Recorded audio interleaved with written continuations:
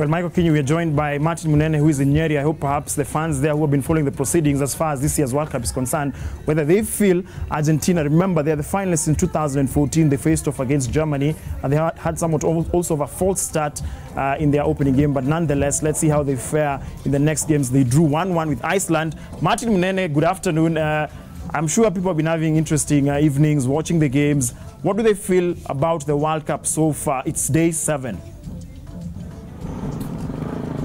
All right, very good afternoon to you, Ndong, and like you say, we're coming to you live from Nyeri town. I'm actually in Karatina, one of the towns in Nyeri, and with me, as you can see, is a group of excited people and excited fans who've been following the World Cup closely, and we just get a feel of, you know, whether the FIFA World Cup ama imefika mashinani, and we get to hear, especially when it comes to African teams, what their thoughts are concerning the same, na pia watuambie wana support team gani. And let me jump right into it.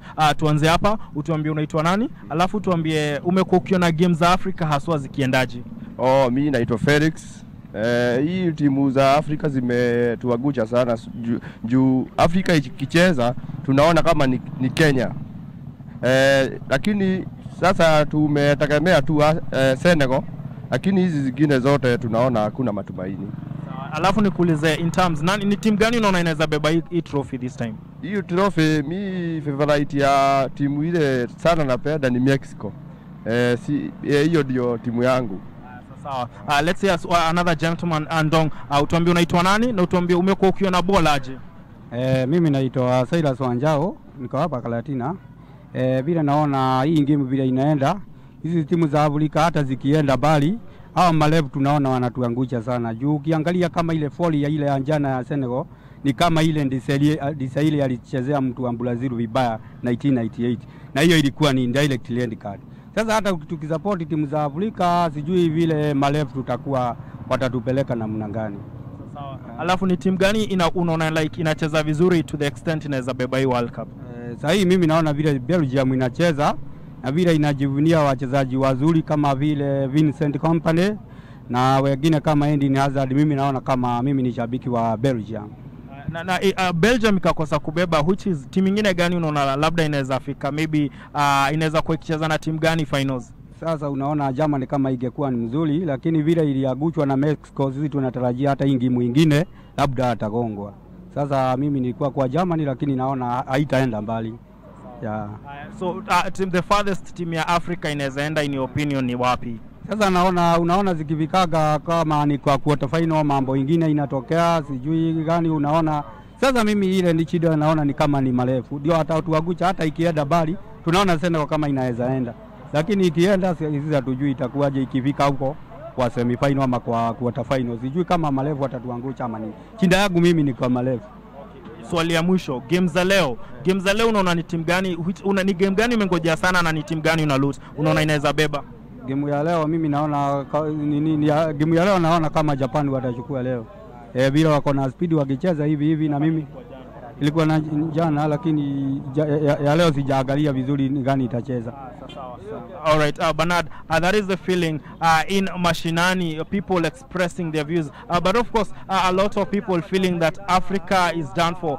You know, like that gentleman is saying that the farthest that an African team can get actually is to the quarterfinals, but even then he's not optimistic of a win. One is saying that Germany could carry the trophy, another one Belgium, and lastly let me speak to a gentleman here. It seems a little bit anaweza kuwa ameona World Cup nyingi kiasi. Tueleze World Cup unaionaje na ni timu gani unaona inaweza maliza kifupi sana? Hii World Cup ni mzuri sana na inachezwa vizuri sana. Lakini sisi wa Afrika vile tumeona marifali wanafavor timu hizo za nchi mbalimbali, lakini Afrika sisi hakuna nini hatufavor hata kidogo.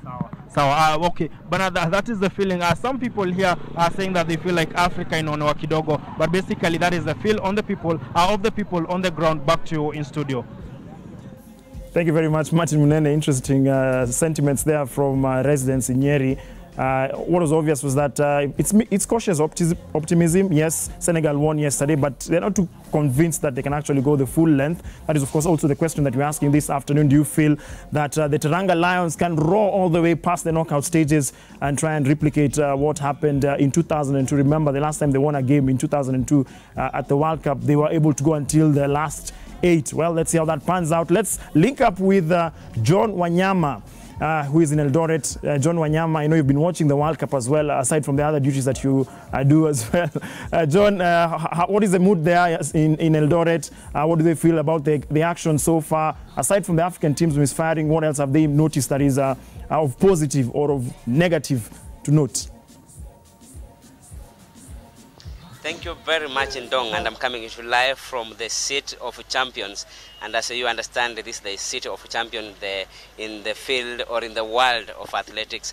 But also in the football arena, I can assure you, Ndong, that this region also have so many people who are really watching each and every day. But as you said earlier, the feeling and the mood of residents from Uasin Gishu County is not as good as you compare to other World Cup that they have passed, Ndong, because most of African teams have really not performed very well, as you can understand, and most people are really praying and hoping that these teams will redeem Africa in the maybe coming games. Without wasting time, let me talk to a young lady here, and she's also a football lover. What is your name and which team are you supporting? My name is Joy and I support Portugal. Why are you supporting Portugal? Because Cristiano Ronaldo is my favorite. Are you watching World Cup every day, and at what time are you reading your books? I watch it every day and I read at lunchtime. Yeah. Thank you very much. Let me talk to John. Mr. John, if you can talk to us briefly. Yes. What is the mood and the feel for you, your opinion about the World Cup? It is, I think the mood at the moment is peaking. It started on a very low note. But at the moment now, when they started the second round, already people have started identifying with the team, maybe the strong team. And from my own point of view, I think this has been one of the most competitive World Cup. And it's not surprising, maybe this time we might maybe have a team from the underdogs. A team like Belgium, they did very well last evening. And we can't rule out even Russia. They have home ground advantage, and in one way or the other you can see they're playing total football, a situation where when they go in front, all of them are there. When they come to defend, almost all of them. And they have the endurance. One of the other challenges we are having with the African teams is actually an issue of endurance. You find at least we've been conceding goals in the 11th minute, after 90 minutes.